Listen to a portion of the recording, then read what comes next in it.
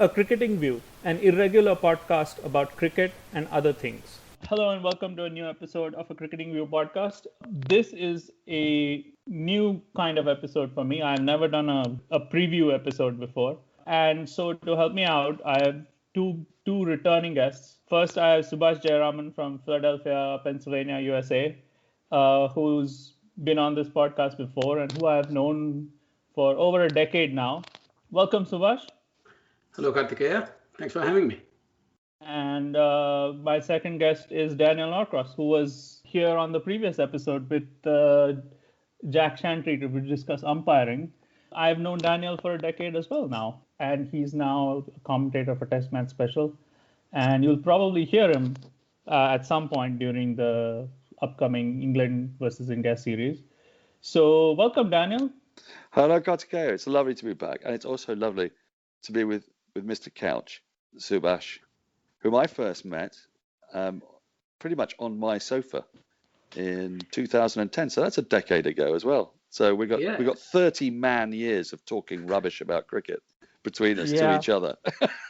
It was the first day of the Ashes, 2010-11, and Peter Siddle took the hat trick. Yeah. And then it all went south for Australia from there on. So what a shame that was. I'm the lucky charm. Yeah, I mean, they had a German bowler. Yeah. He was a bricklayer, wasn't he? Yeah. Ben Hilfenhaus. Yeah. There was people in England have spent years trying to work out what is the key to beating Australia abroad. And until India won recently, I thought the key was wait until they've got a really feeble fast bowling attack and a misfiring gun in Mitchell Johnson. And Nathan Horrocks and Xavier Doherty and Michael Beer made up their spin attack. Remember that? Yeah. So that was the key in those days. It's changed a bit now. Now you lull them into believing they've got to bowl the same four bowlers for 5 weeks running until they fall apart. And you fall apart yourself to really lull them into a sense of security, you know? Yeah, you do. Well, you need a roster of around 25 players, don't you? It turns out, yeah. Yeah. Well, you know, you guys, I don't know if we live in interesting times, but it certainly feels like I've been watching interesting times stuck in my house for the last several months. This is going to be an irregular review on an irregular podcast of an irregular series. In England or in India, and they're going to play 2 test matches in Chennai and 2 test matches in Ahmedabad. The 2 test matches in Ahmedabad are going to be played on a brand new pitch in a brand new stadium, which has so far hosted only Mr. Trump. One of those test matches is going to be a day-night test match. So there are several unknowns. This is going to be an irregular podcast because I don't really care one way or the other who plays and who doesn't play. I think we'll just say that both sides have squads where there are more than 11 players who are good enough to make the 11, and so some of them are going to miss out and leave it at that. But what I do want to talk about is some of the cricket that we can expect to see and that our listeners can expect to see. I thought we should start with the reference of the previous series, which was a deceptive series in some ways. And England's visits to India in general have been deceptive, I think, because part of the story of England's visits to India has been about, you know, the usual culture war about how England don't like to come to India and how they complain about the hotels and this, that, and the other. And so that the canonical series in this genre is the 1992-93 series, where, all that anybody seems to remember from that is prawns, which got, which accounted for Graham Gooch and a couple of other players. The cricket has been far more interesting than that. Daniel, what do you think was the sort of the abiding feature of the last English tour to India?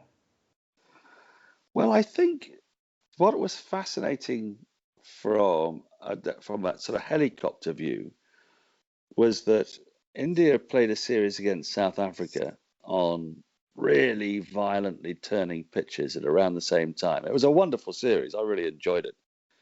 The batsmen didn't stand a chance, but it made for enthralling viewing. And yet England played India on pitches that you never know what the design is, to be brutally honest with you. A lot of people talk about design as if somehow the board and the captain and the groundsman are all in cahoots and know what they're doing. And I don't entirely buy into that, because pundits don't know what a pitch is going to do when they go and stare at it, even though they pronounce in stentorian terms that they know what it's going to do. Yeah. But anyway, the abiding feature of that series was that England were struggling to put together top order runs, and somehow managed to score 400 on numerous occasions and lose by an innings, as India compiled even more runs.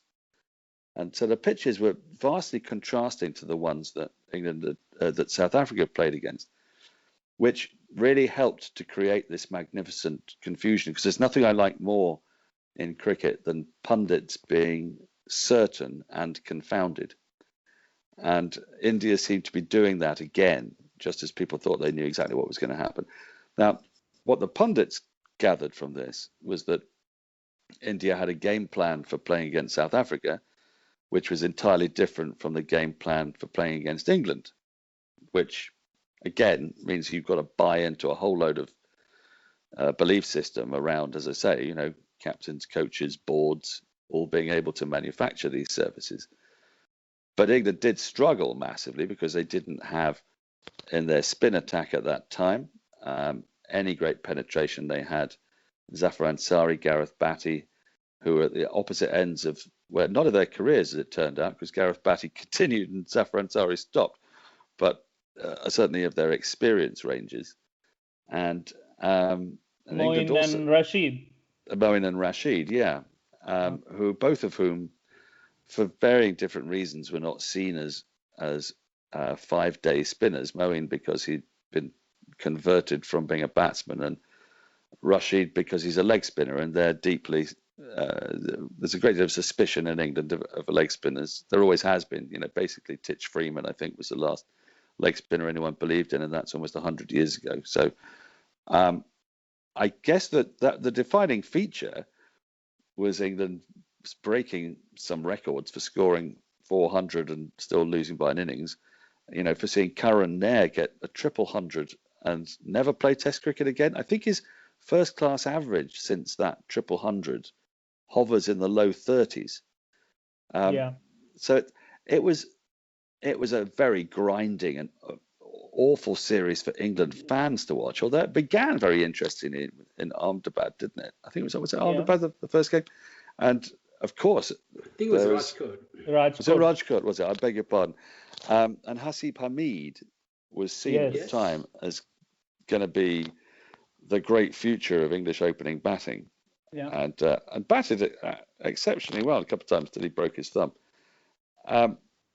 What could you gather from it? It was, England had struggled in Bangladesh. They'd lost their first game against Bangladesh in a match I witnessed at Dhaka, which was absolutely thrilling. And they could easily have lost at Chittagong as well. So they weren't really in the best place when they arrived.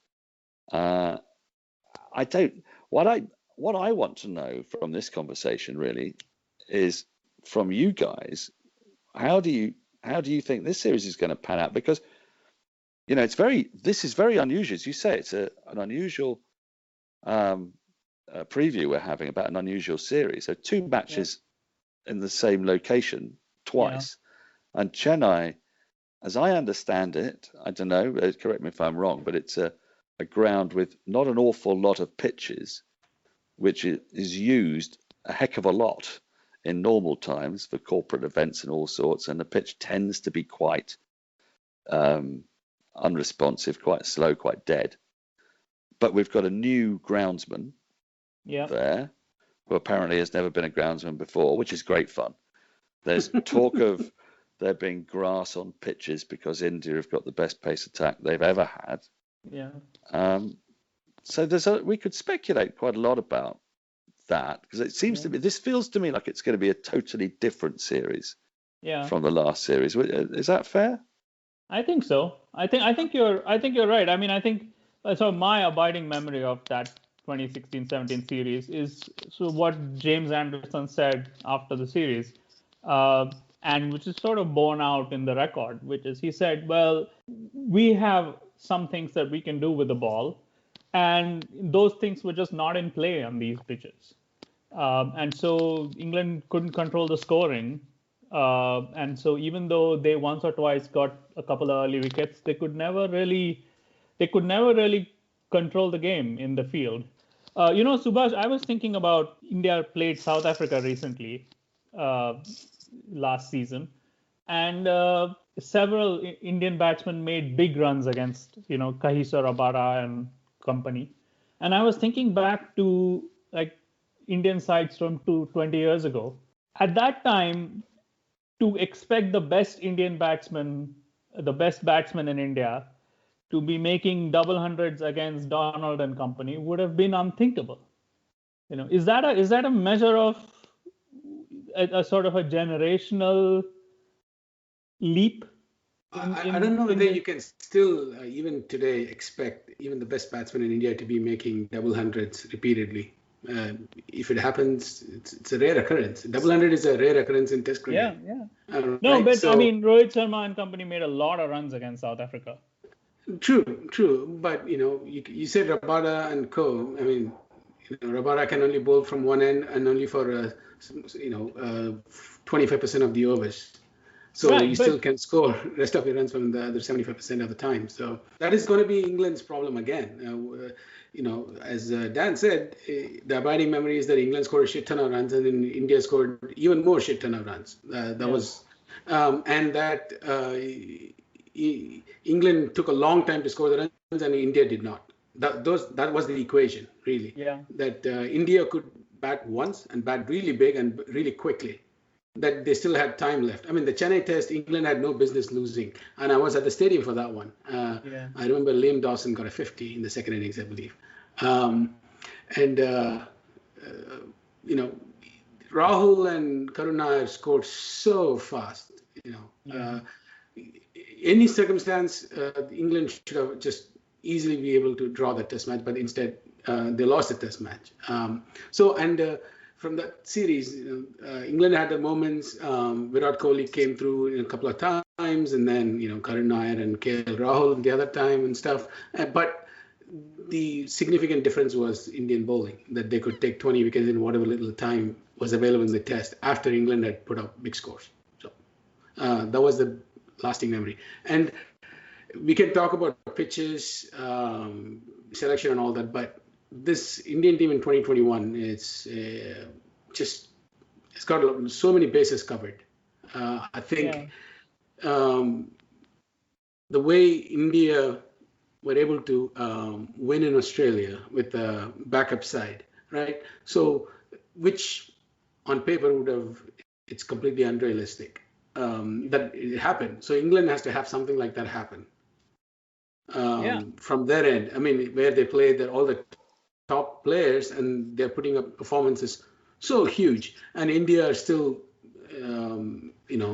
caught up in what happened in Australia, that England sneak up one test match in Chennai, and then they win the pick and ball test in Ahmedabad, and that's how they have a chance in the series. Otherwise, I do not see how these two teams, it's not an even contest, even though England has great players in Ben Stokes and Jaf Archer and Joe Root and stuff, but still it's an uneven contest. I tend to think that it's a little bit like us having a conversation about how would England fare, do you think, if they went to the West Indies in 1985-6?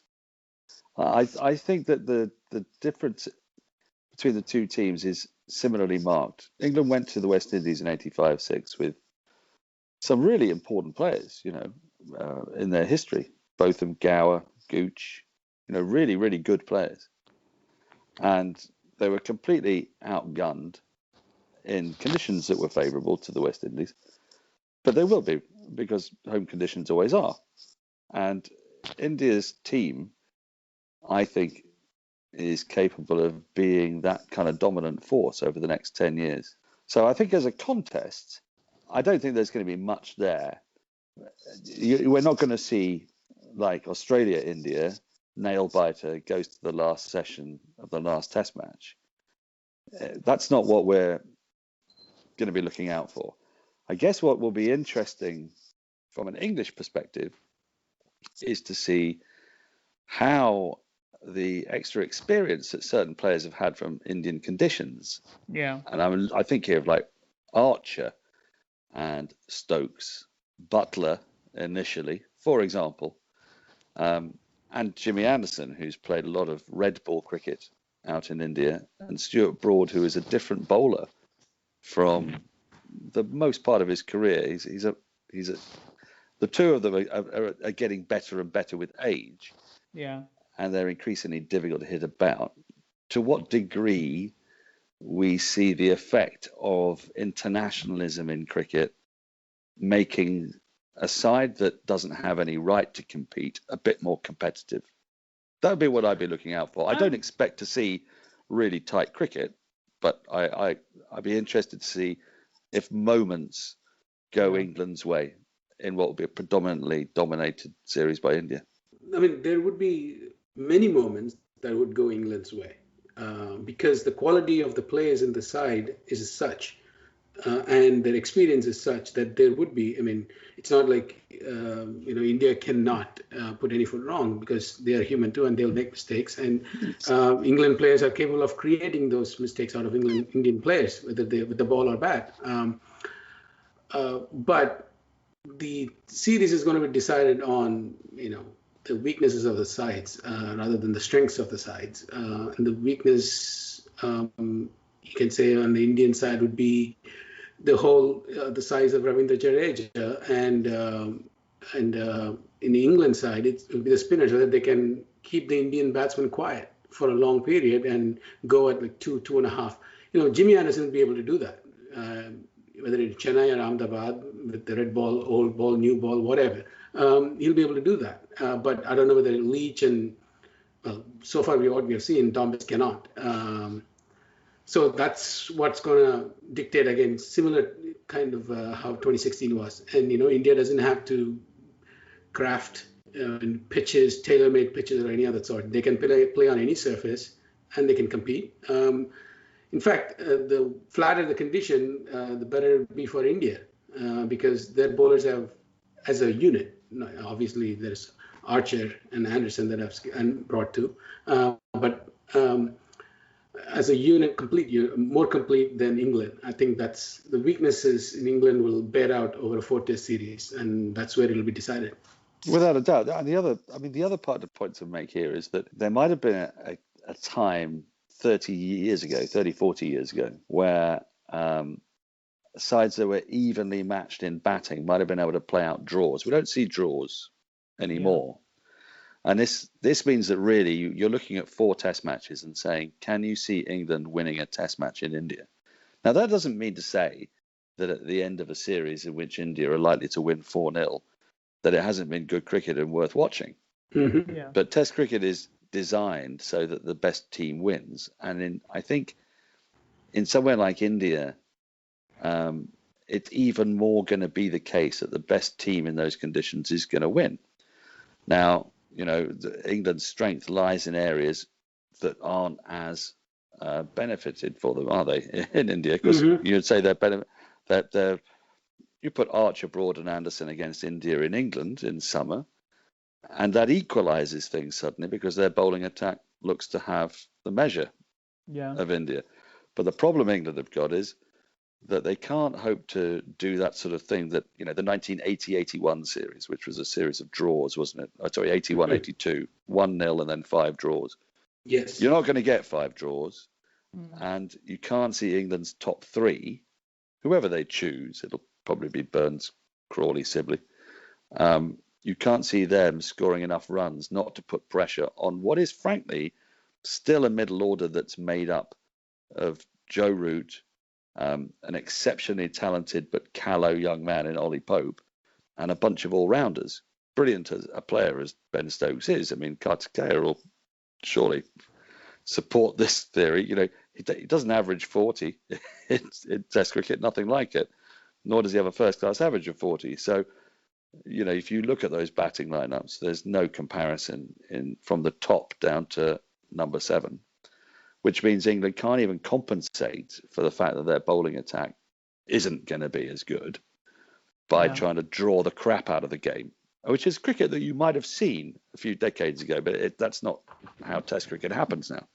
Mm-hmm. So I'll tell you a theory I have about this, which is when India lost Kohli in Australia, I didn't actually think it would matter very much, because I tend to think that if the bowling attacks are equally matched and equally deep, and by equally deep I mean both sides have three good bowlers, like three bowlers who can actually dismiss the opposition specialist batsman and beat their defense, then it really doesn't matter who the batsmen are, because at some point all of these batsmen are good enough to get a score somewhere, and no, they're not going to get 400 or 500 as it is. So I mean, in the wickets in India, perhaps that's different, but I mean, England are the only side, apart from maybe Australia in 2004-5 and England in 2012-13. Those are the two teams who came to India with a really complete bowling attack, and basically India were beaten because Indian batsmen were not receiving any easy overs, whereas the opposition batsmen were able to play out, several easy overs because the Indian attack was not as deep. So the question for England, I think, in this series is going to be, how do they find that depth in their attack? And they have one obvious way to do it, which is to say, forget the conditions. We're going to play with our best bowlers. And if there are three very good fast bowlers, then we'll play three very good fast bowlers. And if there are four, then we'll play four. I agree with that. I agree with that, because but you've got to overlay on this, because as you said, this is an unusual preview of an unusual series. Yeah. That COVID is acting as a I don't know how we all think about it, especially you two as Indians, how you feel about this, but England have unashamedly said that they are going to build in rest for their multi-format players, and they've also implied actually that Anderson and Broad aren't going to play in the same team. So I think if we were kind of imagining this, if you took everything else away, you stripped it away and said these two sides playing Test cricket, what's England's best chance?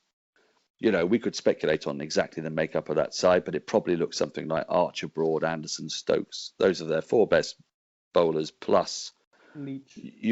Probably Leach because he's the most reliable spinner. Depending on the number of left-handers India play, you might go Moeen Ali. He's got 180 Test wickets. Yeah. But we don't know. But that's the kind of speculation aspect, which gets us nowhere. But we've actually got a strong emphasis on people not being completely mentally buffeted from these bubbles, which are not to be underestimated. I mean, I've been in a bubble as a commentator, and I found it okay because I was in it for 7 days at a time. Some of my colleagues, just as commentators, were pretty frazzled. Now, God knows what it's like if you're in that bubble playing international sport and then moving to another bubble to play IPL and then moving to a further bubble. Now, doesn't matter what we think about that. That is what they are intending to do. And that means that whatever side England puts out, I don't know whether India will adopt the same policy, but England, like, they're sending Joss Butler home after the first game, even though they've made the statement that he's their best wicketkeeper batsman and they want him in, which is a staggering thing to do in a match between two of the top four sides in the world. And, if England are going to stand a chance, you'd think they've got to play their best 11, and their best 11's got to play at its best and get a bit of luck. Yeah. So they're not doing that. So we've also got, it's quite weird to think about previewing a series like that, because it seems like it's almost like a development thing. I don't know, as Indians, how you feel about England doing that, whether you see that as I hate the word, but, disrespect to India, or are they being very sensible and saying, well, we've got a chance of winning the World T20. We were never going to win this series. Our long-term plan is to hold the two white ball trophies simultaneously, and this is how we're going to do it.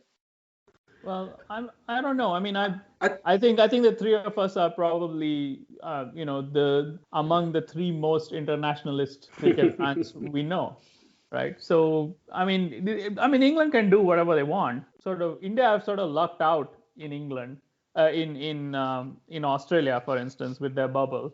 They had their own run-in with the bubble, and they had the players, caught going out to dinner, and then there was an investigation, and they've had their tensions with the bubble and in Australia all the time.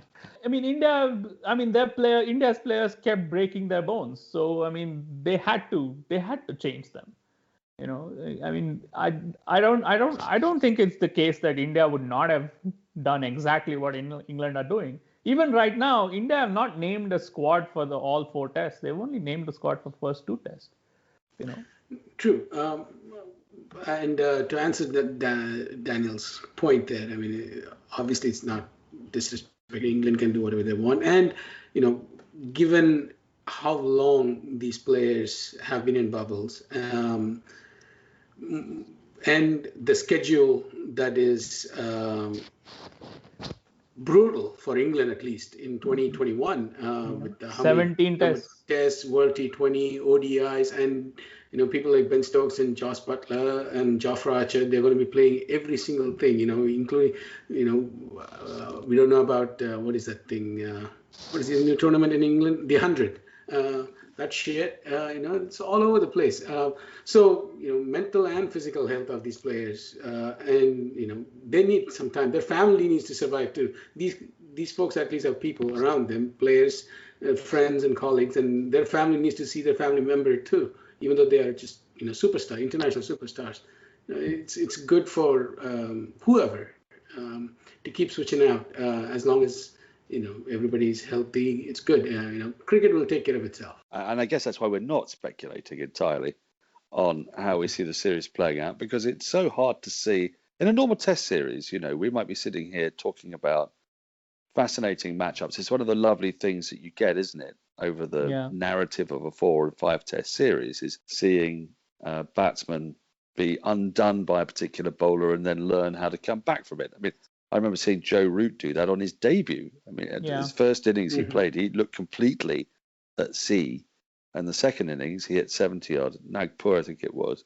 Yeah. And he changed his technique against spin from one innings to the next, So one of the things for people like us who particularly are fascinated by that, I guess, those narratives are not going to be as rich, because you're not going to get Anderson bowling in 4 test matches and hanging it outside Kohli's off stump until he gives a catch to second slip, like he did, in England.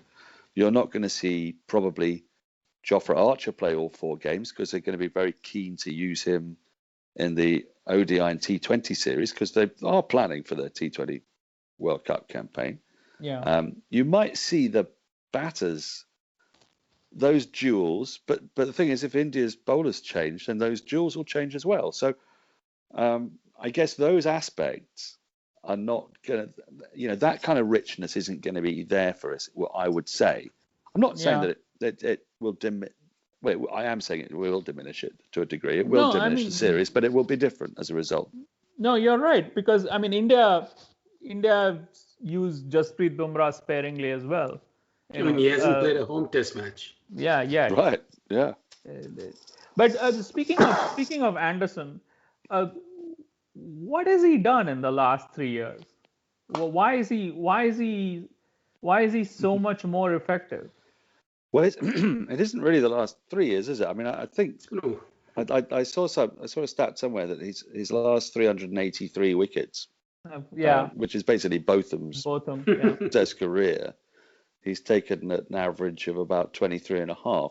Yes, but Daniel, even within that, the last 3 or 4 years has been phenomenal. Yeah. Up to a point, because he's been injured in and out of the side. So part of what's been phenomenal, I guess, is actually that every time he comes back in, he bowls like, as I say, the phrase champion bowler. Well, I described this to a friend of mine today, who was asking this exact point. And I said, he reminds me actually of watching like a really, really good fast spinner, by which I mean, when you used to watch Warne and Murali and Kumble, there was a kind of absolute certainty that you knew where they would pitch the ball. Yeah. There was also an uncertainty about what would happen after the ball had pitched. Yeah. And the ball always seemed to pitch in pretty much the same place. Yeah. Now, that mastery of your line and your length, as we saw it in Sri Lanka, and I know Sri Lanka are a very poor side, but even a very poor side, you know, if you're bowling 15 overs in Sri Lanka and taking 3 for 17 or whatever it was in that ridiculous spell, or a series of spells, it's because he absolutely, if you were playing PlayStation cricket, which I never do, you would get your bowler to put the ball there, and then you'd hope that it would move a little bit one way or a little bit the other, or go straight on. Yeah. And he does that, and it's mesmerizing to watch, much like watching Murali was mesmerizing to watch and Warren was mesmerizing to watch. And I guess we could speculate on why. My feeling is because it's all he does. Yeah. And also, there's something about, like, he doesn't want to retire. Yeah. Now, you can ask yourself why he doesn't want to retire. Maybe he just realizes he's one of those rare people who realizes that he really enjoys what he's doing. He doesn't want it to stop. Yeah. So he is able to devote himself. He said to me how much he was enjoying training. He said it to me about a year ago. I mean, I've mastered this ball. He was like 38 when he said that to me. Yeah. I mean, that is weird, isn't it? I mean, you have Tom Brady, 43, 44. Right. He wants to play past he's 45, and it's in a violent sport where, you know, people are getting faster and stronger by the day, and you know, you still have your 45-year-old body, and he still is playing. Peyton Manning played, and so you know, there are, with training and diet and all the coaching and all that stuff that goes on in making of elite athletes across sports. You know, if you have the basic foundation, good physique, which James Anderson certainly possesses, you know, I guess if you're maintaining your body really well, I guess you could go. I mean, I can't see how he won't go for another 2 years at least. I mean, England will have to drop him before he retires, I think. He'll go to the Ashes unless he gets a chronic injury that he can't solve. And he has had more injuries in the last few years, to be fair, since Well, he did miss the 2019 Ashes, most of it, right? He did. But he said to me in the 2017 Ashes, he was working with us on TMS in the ODIs. Yeah. And I think I may have told you this story before, but so forgive me if I'm repeating myself. But he said to me over a drink once, when we first hooked up, he said, "Why do you guys keep on going on about how old I am?" And I said, "Well, come on, Jimmy, it's the natural cycle of English cricket. We look at Ashes series, and we've just lost 4-0 here, and you're not going to want to come back here in 4 years' time. So, you know, obviously we speculate about who's going to replace you and when you're going to retire." And he was really affronted and said, "Why do you think I don't want to come back here?" I said, "Well, you know, you just bowled an 8-over spell in 47-degree heat, the hottest day in Sydney in 84 years. Yeah. It went for like 11 runs, had 2 catches dropped off you. You've been in a side that's just been hammered. Why would you go through that again?" Yeah. He said, "Why do you think I want my last memory of coming to Australia to be beaten 4-0? Yeah. Now, you see, that kind of that's an attitude of mind that is possessed by very few people. So, you know, unless he said the only thing that will stop him playing is if he can't do what he needs to do. So, you know, if he can't bowl it where he wants to bowl it, he's getting quicker, if anything, on occasion. He bowled some spells at 85 miles, 86 miles an hour regularly against Sri Lanka. So if he can't do that, he'll stop. But if he can, he'll definitely play the Ashes next year. I mean, and he has the quality to go with that. You know, I mean, I don't know if you've watched these interviews that Ravichandran Ashwin has been doing with the Indian coaching staff, and he's been posting them to his YouTube channel. But I think I don't know if you guys have been watching them, but you know, amidst like all the entertainment in those interviews, you know, where Ashwin, Ravi Shastri, according in Ashwin's performance of Ravi Shastri's lines, Ravi Shastri comes across as like a cross between Jabba the Hutt and Don Corleone. But That's a hell of a cross. and like he schemes like Spock. Even there, it's like an international cricketer talking to the Indian bowling coach, and even there, the cricket sort of seeps through in the conversation somewhere, and he said something about this Indian bowler, Shardul Thakur, who played in the Brisbane Test, and they were trying to get him to bowl a particular back of length and get an edge, draw an edge from the batsman, and then he bowled that once and he got the edge, and it went for 4 between the slip and the gully. Second slip and gully, yeah. Yeah, in second slip and gully, and then he tried it again, and this time he pitched it a little bit fuller, and he got straight driven for 4. And so apparently the Indian bowling coach asked him afterwards, "So why did you pitch the second one further up?" And Thakur said, "Well, I tried to do exactly the same thing the second time, And then he said, "Well, I missed by a little bit, And that's the difference between like a Shardul Thakur and a James Anderson, right? And James Anderson doesn't miss by a little bit. In fairness, Anderson's 38, 39, and he's been doing it so long that I reckon, you could put a blindfold on him and he could do it. And but this is why he reminds me of a spinner, you see, because the spinners at the very top of their game, the older they get, the absolute certainty of their length. And you look at this when you see England's spinners. I was commentating the Sri Lanka series next to Phil Tufnell. Yeah. And obviously on air, we don't throw our arms up in disgust and go, "What the hell was that?" But I'll be honest with you, it was very instructive seeing how, I say instructive, it was entirely understandable how younger, inexperienced spinners can't actually land 6 balls, can't land 5 balls in an over on the same length. There's a degree of variation that every bowler wants, we know that, but that degree of variation has to be inches, and it has to be sort of pulling batsmen probably laterally rather than longitudinally, if you know what I mean. And obviously, a 23-year-old spinner just hasn't bowled as many balls. We talk about 10,000 hours for other professions. It is as simple as that a lot of the time. And so we can be incredibly, like Kuldeep Yadav, got very excited about Kuldeep Yadav, thought he was going to have the wood over England a couple of years ago because he did something mysterious. Now, players adapt quickly now.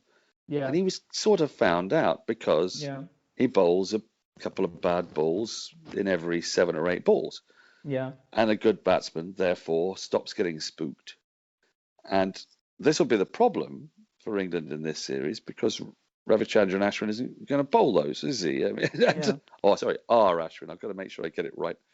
R. Ashwin's not going to do that. And if Jadeja was playing, I mean, you know how I feel about Jadeja. I consider him to be one of the greatest all-rounders cricket's ever produced. I have no idea why he doesn't play every single game India plays, regardless of the conditions. I don't get it. And he's a man who's the same thing, fantastic control of length, which is way more important than line. But Subash, Pat Cummins has that. It's like it's not just being able to land 6 balls on a length. They keep showing that in Australia, that kerchief on the pitch. And they keep. I'm not even sure that they pick out all the balls which land on the kerchief from a spell, and then they show that as a sequence. But it's not a sequence. But the point is, what that's actually showing is that when he wants to bowl that length, and it's the same with Hazelwood, when he wants to bowl that length, the two of them can bowl that length exactly, not like a foot this way and a foot that way, but that length. And that's really hard, isn't it? Yeah, absolutely. And when Dan was talking about Anderson, my mind went right back to Cummins, because from 2011, Cummins, when he first came on against South Africa Yeah. in Joburg, he's had the ability to do that. And Hazelwood, we saw that in his underage cricket years as well, how fantastic he was. Yeah. And Bumrah, when he first came on the Yeah. scene, same thing. Sure, Anderson has mastered it, and because also if you can bowl at say 92 miles an hour, 94 Yeah. miles an hour, right, like a Jafra Archer or somebody, you have a bit more leeway that you can miss your length and be okay. Yeah. Don't get hit because you're hurrying the batsman, you're taking away time.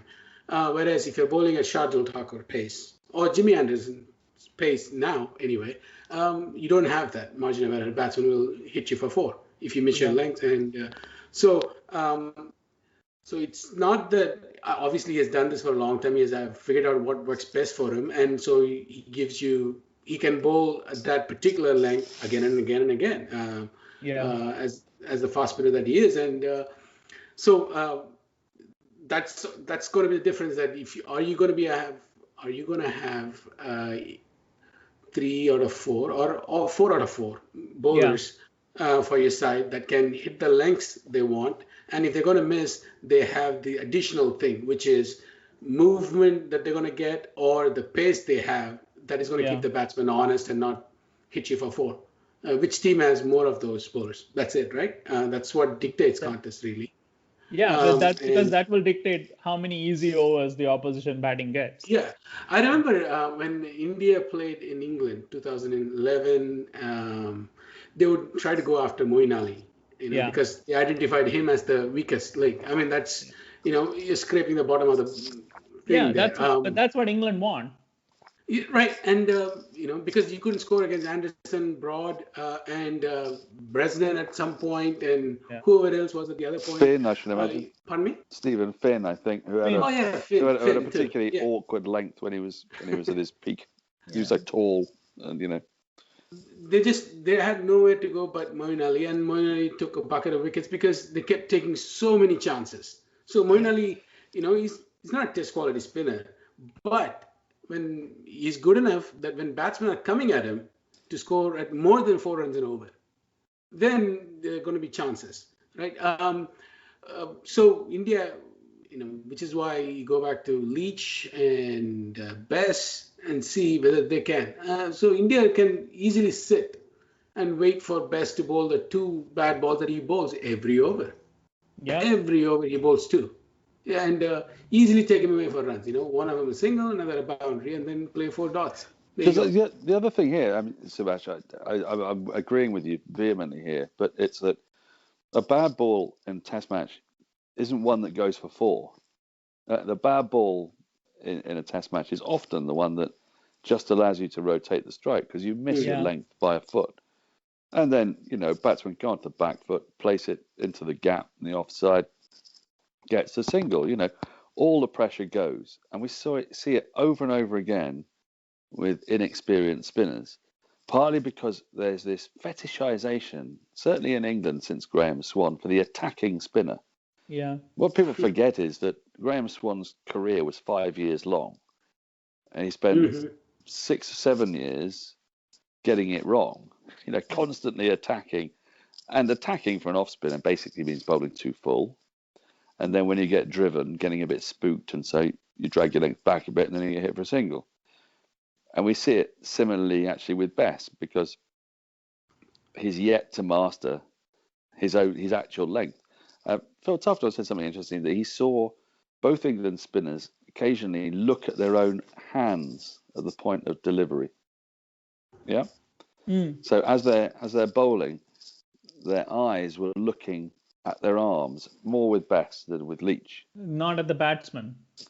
Correct. Or at the point you're going to land. Yeah. And similarly with Leach, I mean, one of the things to look out for the cricket aficionado will be look at how Leach's arm comes quite straight over his left ear, which you're kind of taught, or right ear if you're a right arm over quick bowler, you kind of taught it as a kid. But for the spinner, it means that where a pretty modest spinner in Embledenia, decent, Yeah. but his arm was just that little bit wider, And he's which getting the meant that curve.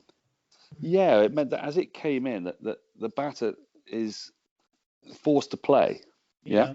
Whereas Yeah. you can kind of play the line of Leach a bit more easily because it comes over the top, Yeah. So you can sort of play with the full face of the bat and moving, if anything, towards the offside.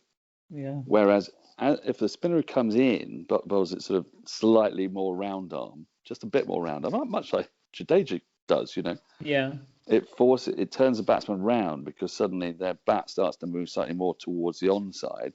Yeah. Any turn can either Mhm. take the off stump or take the edge or whatever, and it's a classic left arm wicket. Now, it's things at that kind of level that Yeah. make the difference, don't they, between are you going to defeat the very best batsman or not, Yeah.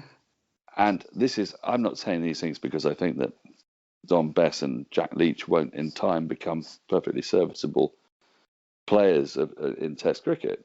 Yeah. But just to point out that they're in a learning situation coming from a country which hasn't got a great deal of expertise in this department. Although, I'm going to talk against myself a bit here, I think one of the best players of spin in the Is world is Joe Root.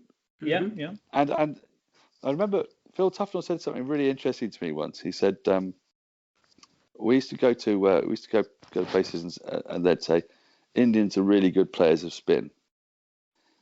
And you'd say, well, yeah, they may have played a lot of spin, but there are really good players who can play spin, and then there are really good players and then there are players who aren't good enough to play. Yeah. You how good you are. You don't get born a good player of spin because you're brought up in India Yeah. playing against spin. And Joe Root's a perfect example of that. He will have played next to no spin in England.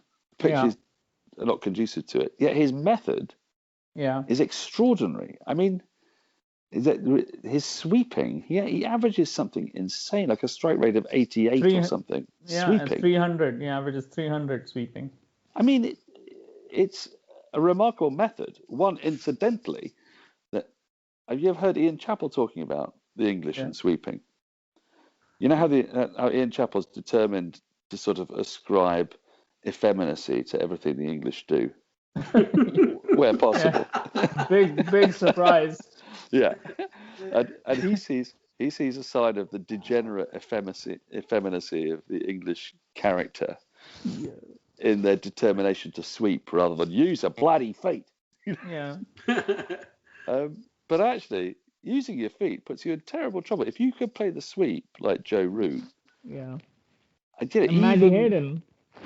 Yeah, but even players even bowlers like Ashwin Yeah. will struggle against Root Yeah. if he nails that. He could have a very, very interesting series, I think. And I mean, I the think people that's who would get him out will be the quicker bowlers. I think that's where India might miss Ravindra Jadeja. Absolutely. Because Root cannot. Well, he'll try to sweep him, but it'll be hard to sweep. He's a hard bowler to sweep anyway. He bowls too quick. He bowls too quick and he fires the it. other thing is this, right? And the slow left arm Root will have to sweep from the stumps. That's Yeah. The other thing is, how soon will Root be out to bat? The three batsmen ahead of him, how much of a buffer can they give him? Very little.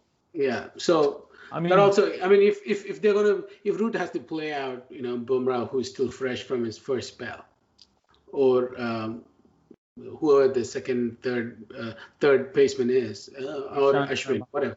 If he's repeatedly facing bowlers who are fresh, the ball that is still doing something, the odds are against him. As good a batsman as he is, as good a form as he is in right now, that the odds would be against him. You'd still make plenty of runs, but it depends on what the number 1, 2, and 3 do for England. Since we're talking about bowlers, it's probably worth talking about Ashwin a little bit, because I think he's a phenomenal bowler as well. And one of the most interesting things about Ashwin, I think, is that because he manages to get that drift now from from leg to off to the right-hander, he's able to bowl this middle stump line, which is, I don't know, I've not seen another sort of top class off spinner bowl that line to a right-hander so often. And Ashwin seems to bowl that line almost as his stock line. He bowls much straighter than your average, the classic off spinner of your imagination. Do you know what he is? What he reminds me of, weirdly, and I never saw him bowl live, obviously, but Jim Laker. So back in the 50s, just before, I mean, because they were brought up before the LBW law changed. Yeah. So they had to bowl much, much straighter. Oh, right. So they tended to bowl at the stumps with drift and a little bit of turn. And batters in those days used to play with the bat in front of the pad, which is why you've got all these catches at leg slip. Yeah. Because so often it just takes a little bit of an edge, goes through leg slip. Yeah. Which is a dismissal you don't see really at all now. I mean, if you do, you see it from the sort of bouncing ball, don't you? The ball that's just pitched up. Yeah, it goes up. You get more of them off the glove or the splice. Yeah, exactly. Whereas this was off like a full forward defense with the bat pushed forward. So in the 50s, the off spinners line was more Ashwin's line. Yeah. So he's a very recherche kind of bowler in my view. I lovely to watch as well, because he also manipulates the batter around the crease, I think, better than most off spinners, left-handers particularly. That also took a long time, Yeah. You talked about earlier the England spinners. Ashwin didn't become the spinner when he started for India in 2011. Even though he took a lot of wickets because he was able to turn the ball. He had some really good qualities, but still, the pitches helped a lot too. And in the last, I would say, 2 to 3 years is where Ashwin has really reached his peak.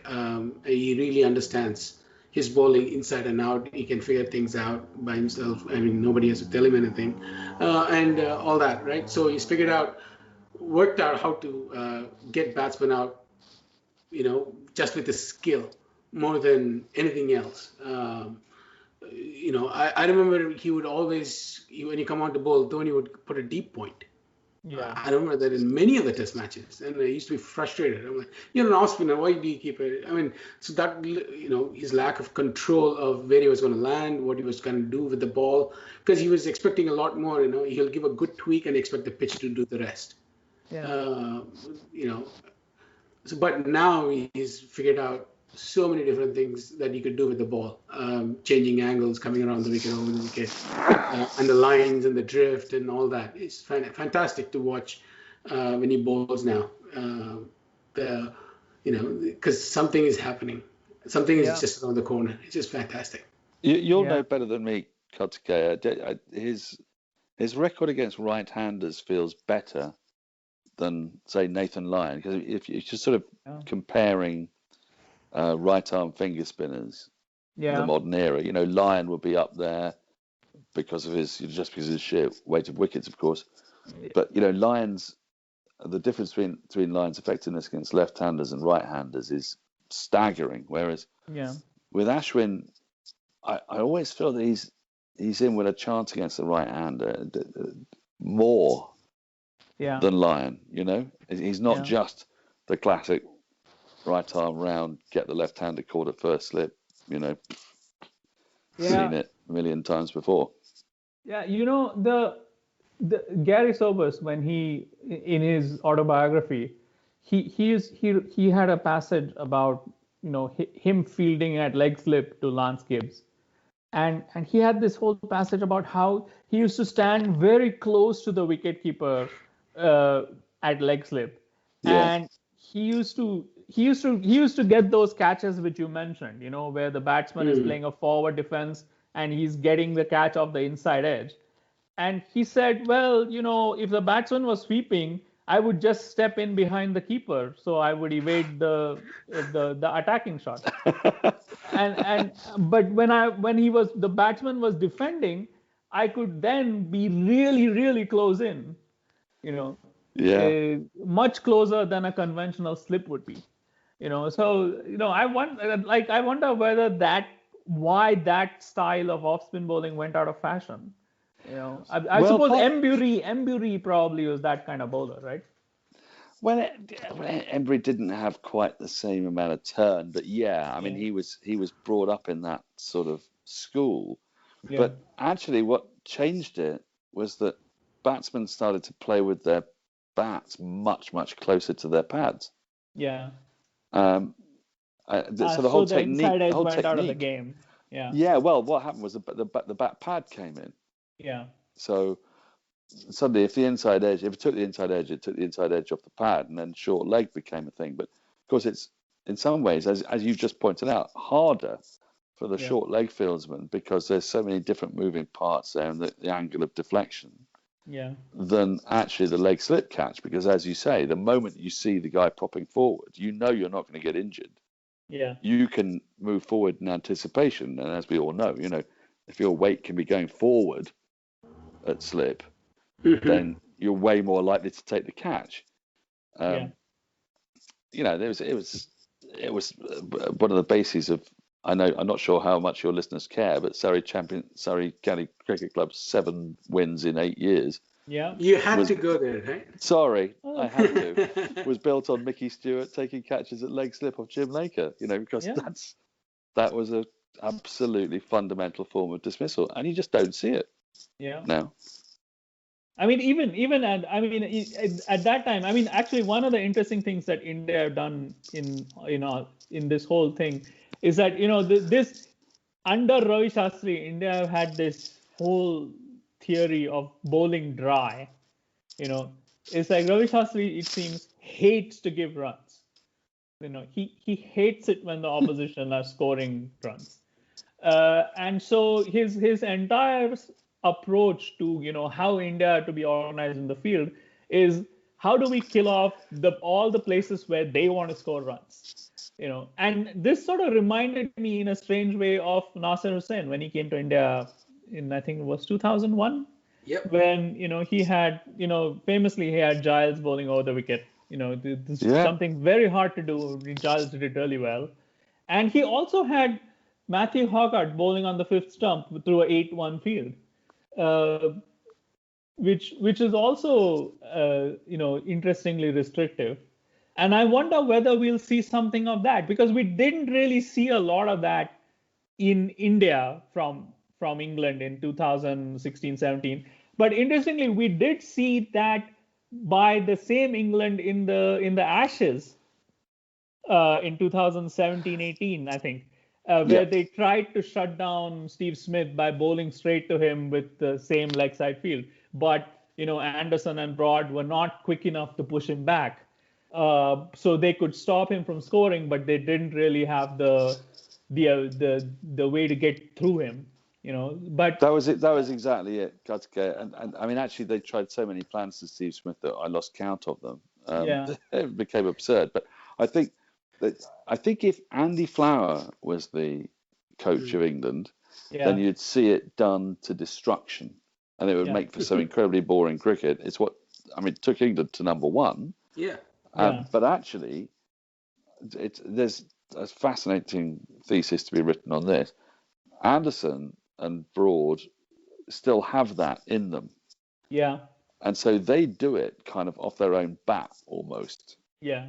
Because they cannot stand to go for runs. Yeah. But it isn't consistent through the rest of the England team. So what you get is this kind of, and we've seen it more and more, which is teams evaluating this situation and saying, well, their dry bowlers can't bowl forever. Yeah. So we'll wait for Anderson to be pooped. He'll bowl 7, 8, 7, sometimes 8 overs in a spell on occasion. Yeah, for 10 rarely. runs, and then off you go, and then the spinners come on. So, I mean, as I say, England got to number 1 with the bowling dry theory. Yeah. I mean, they did that in the India tour of 2012, 11-12, right? Well, 12-13. Yeah. Sorry. They did that in that series as well. Yeah.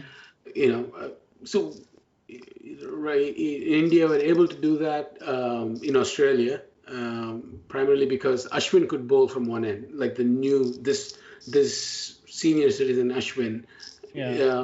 who understands, because Ashwin, even in the previous tour to Australia, where in Adelaide, Ashwin bowled unchanged pretty much, right, for 40 overs when Yeah. he had the abdominal tear. So India have shown that they still have those bowlers, and Bumrah is capable of doing that. Ishant Sharma, the new Ishant Sharma that we have seen in the last 2 years, is capable of doing that, and you have a Yeah. spinner who can do that. So whereas, and as you say, Broad and Anderson can still do that. Now the question is, can Archer do that? Can Wokes do that? Can Leach do that? Can Best do Yeah. that? That's the Yeah. question. I think they can't. I mean, I think Archer will not necessarily go for runs because he's actually a He's got relatively the pace. parsimonious bowler because of the pace. Yeah, but again, you see, when you're facing up against Archer, Archer was overused in his first series in the Ashes Yeah. in 2019, Yes.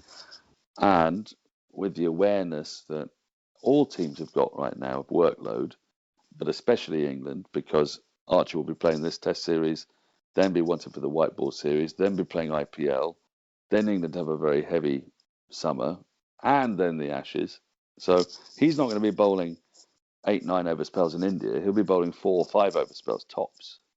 Well, let's So, hope so. I well, mean, yeah. otherwise he's not gonna. I don't think England can't. Okay, I mean, granted they have Mark Wood, but I think they need to Well, they keep don't to start with, both of them because on the they need to keep both of them available this year, because otherwise they're in trouble, I think. yeah, and Mark Wood, of course, is unavailable for the start of this as part of the rotation. So he and Yeah. Sam Curran aren't around.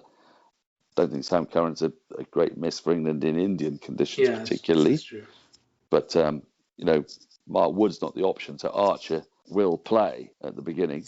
But Ishant Sharma, I wanted to talk to you about Ishant Sharma because, I remember a time when the Twitterati are seldom right, Yeah. but they had a point 6, 7 years ago about Ishant Sharma.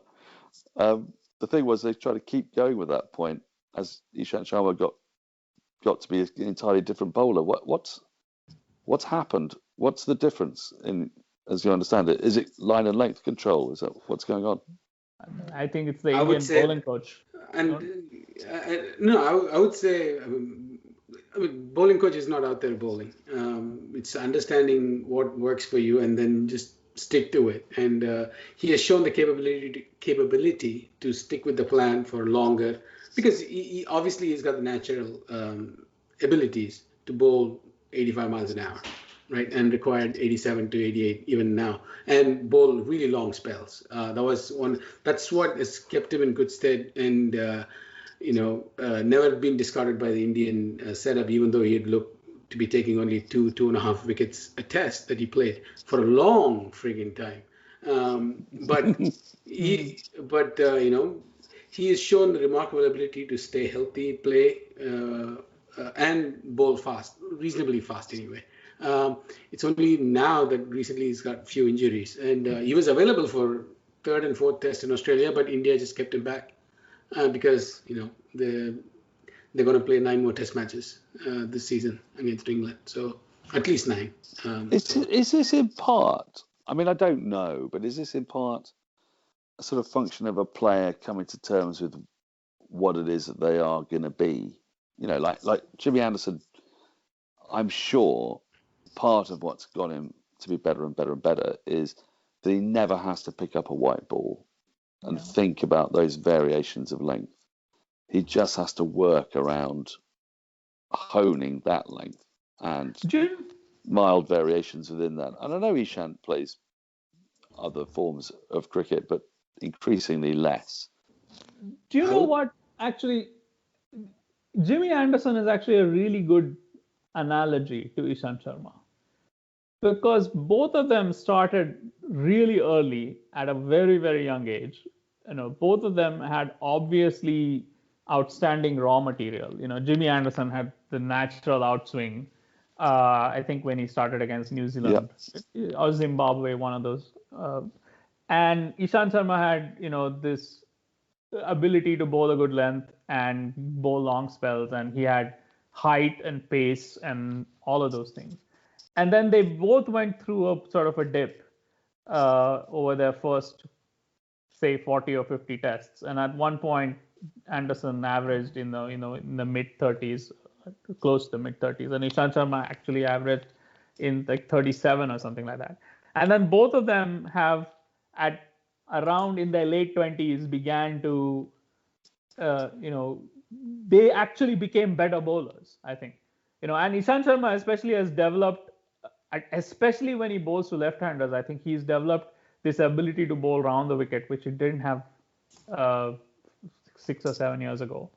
And that's made him a lot more potent. But I don't know if Ishant Sharma is going to play till another 6 years. I doubt it very much. But I mean, he is those two careers are, the shape of the careers are very, very similar. Do you know what I can see coming? I can see a Twitter thread from you tomorrow in one of those brilliantly ascetic DOS style stats that you put out, which I love because it takes me back to like 1995. That's what I have. I have to kind of interpret. So what is he getting us to look at first? And what has he sorted it on? Oh yeah. And it's always illuminating and when you I have get to figure out all the abbreviations too. That's right. You have to figure out the abbreviations. It's brilliant. Yeah, I can't we love be you for it. To explain all those things. You're on your own, basically. I mean, yeah, I mean, that's what I can do. I don't know how to do all this, Excel spreadsheets and all that. I can write computer programs and I can fiddle around on the command line and the terminal, and we love you for it. We love you for it, Curtis. You know what? Actually, there's another symmetry between these two teams, which I realized. Is the wicket keeping situation. In England have Foakes is the better wicket keeper, and Butler is the obviously the more explosive batsman.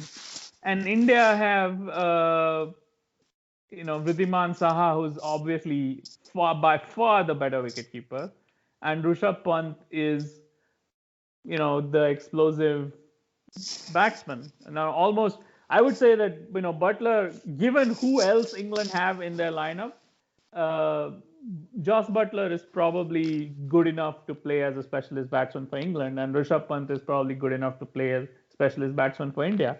But in India's case, the problem is compounded further by the fact that they probably want to play 5 bowlers. So if they play Pant, they can't play Saha, or they can't play Rahane. And I think in terms of sort of cricket, I think not playing Rahane makes more sense. But even with this Indian team, I can't see that happening. Can you, Subash? No, that's the thing. But here's the thing, right? So obviously, Saha is the better wicketkeeper now, and Pant is the better batsman. But does it matter? Because do they have 3 really high-quality spinners to trot out when Jadeja is not available? Right? That's true. So, right. So now, if you have other bowlers, if you have Ashwin and say Kuldeep or Akshar Patel, whoever, right? I think the bowlers are the trade-off here is, well, if he drops chances, he's not going to drop every chance of a spinner, even though even the Indian coach, they were apprehensive when he took the gloves on first morning in Melbourne. He misses about half of them. But the thing is, you have bowling attack that's going to create chances, right? That's I mean, how is it any different from Rohit Sharma or Cheteshwar Pujara, whoever else dropping the catches and slip? It's not that different. You look at all the catches, right? So now the trade-off is: do you take Pant because he's going to give you the match-winning innings? Considering the quality of the bowling lineup and playing at home, I would say go with Pant.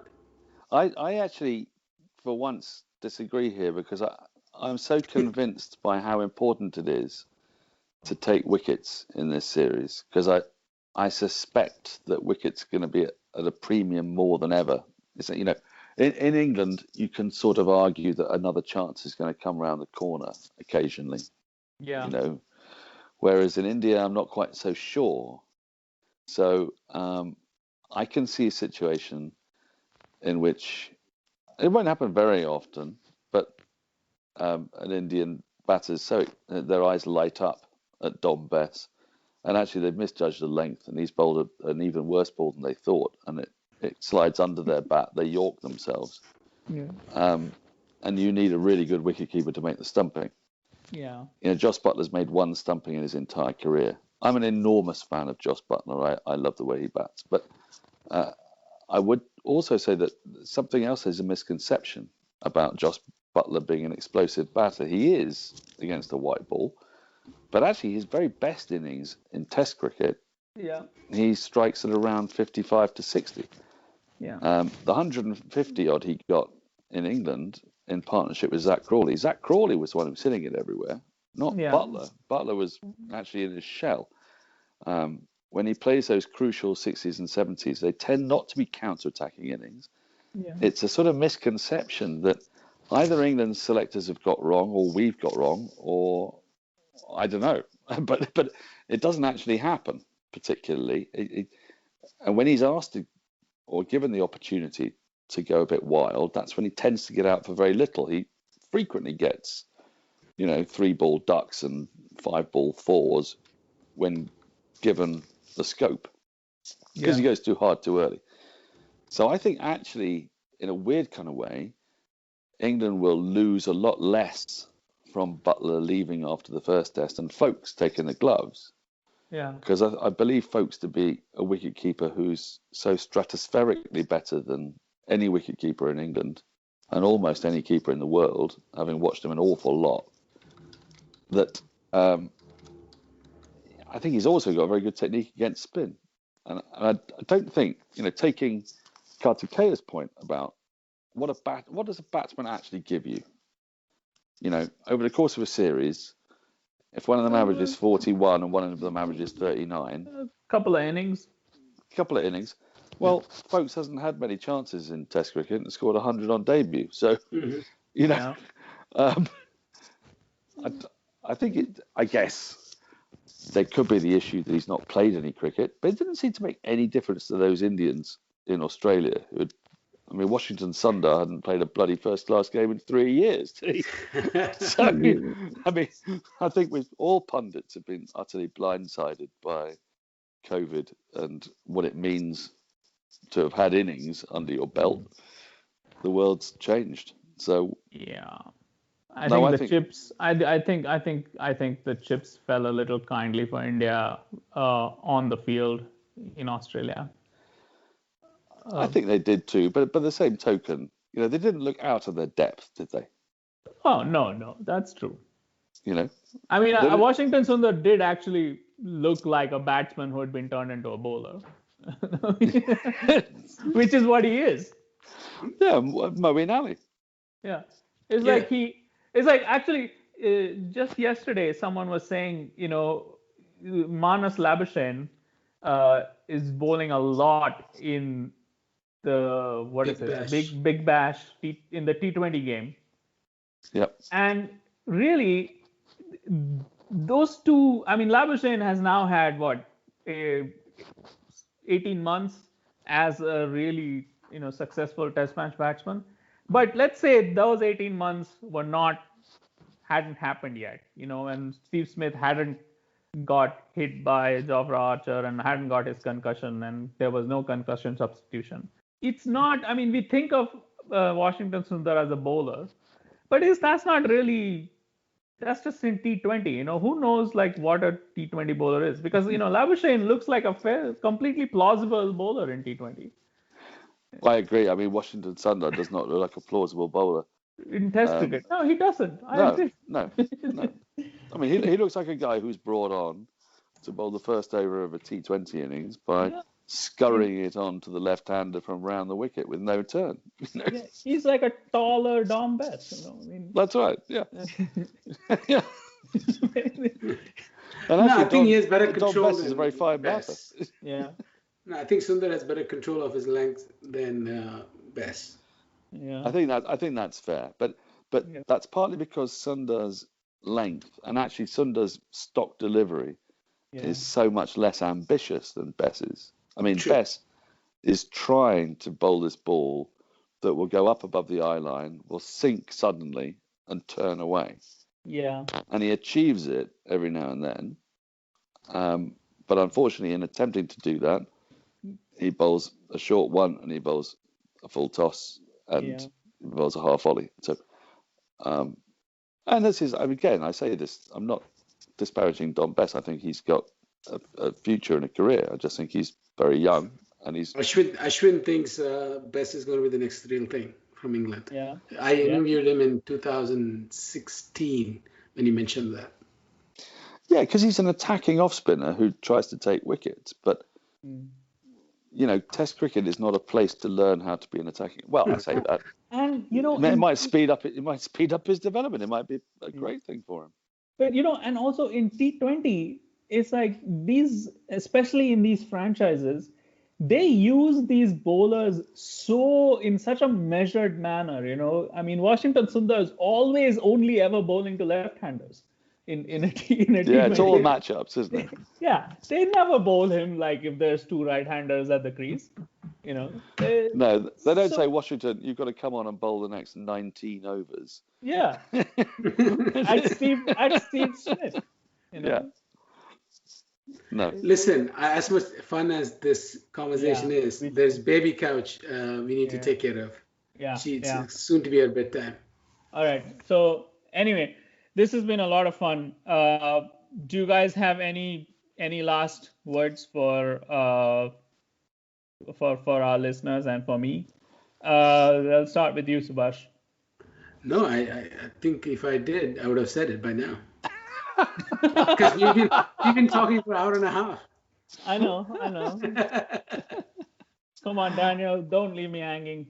No, I won't leave you hanging. I think that the cricket lover is going to need to take from this series something different from a normal cricket series from before this. We live in very unusual times, and what we are peering through here is, if anything, it's a little bit like a T20 in Test match form. We are going to be looking at matchups. We're going to be looking at ideas of the future. It's going to be quite intellectual cricket, I think, because, as I said right at the beginning, I think the outcome is foregone in the wider scheme of things. India will win, and I expect them to win 4-0. But I think that we will watch some really compelling and interesting cricket, and we'll learn a lot about the game from it. And we'll also see the development of some players that we're going to be seeing a lot of. And for Indians, I think this will be the last chance that they'll get to see James Anderson in India. And now that crowds are going to be back in, I'd like to think that he'd get the kind of rousing reception when he leaves the Indian stage that other, former Indian greats got when they left England. That would be a nice thing to see. Yeah, he'll definitely get that in Chennai, the second Test match, when they're allowing 50% of the crowd. So definitely, it's a very sporting crowd. I'm not so sure about Ahmedabad though. Oh, hello. What's wrong with Ahmedabad people, Sebastian? I have a Chennai supremacy complex. He's from Chennai and you're from Surrey, and both of you have got your licks in, And they complain about the Bombay lobby. I can't. Very good. Fantastic. It was great talking to you, Daniel and Karthikeya. It's been a long time. Yes, it has. Thank you very much to both of you. I had a lot of fun. I don't care one way or the other what result there is in this series. I just watch maybe an hour at a time or a spell or so, because that's mostly all I have time for. And that's as far as my attention lasts. But I enjoy watching the cricket, and so it's always nice to stay updated on what matchups we can expect. That's how I'm going to watch this series, I think. Uh, almost like a commentator who's coming on for a spell and then stepping out for a spell. Yeah, I highly recommend it. Yeah. It stops you going completely mad. When I was younger, I used to watch all 7 hours of every day, but now I actually work at the game. I do Yeah. 20 minutes on, 40 minutes off, and in that 40 minutes, I probably keep my eye on 15 minutes, and the other 25 minutes I spend smoking and talking to other people about what's been happening. All right. Well, thank you, guys. This Cool. has been Cheers. All right. Cheers. Cheers. Night.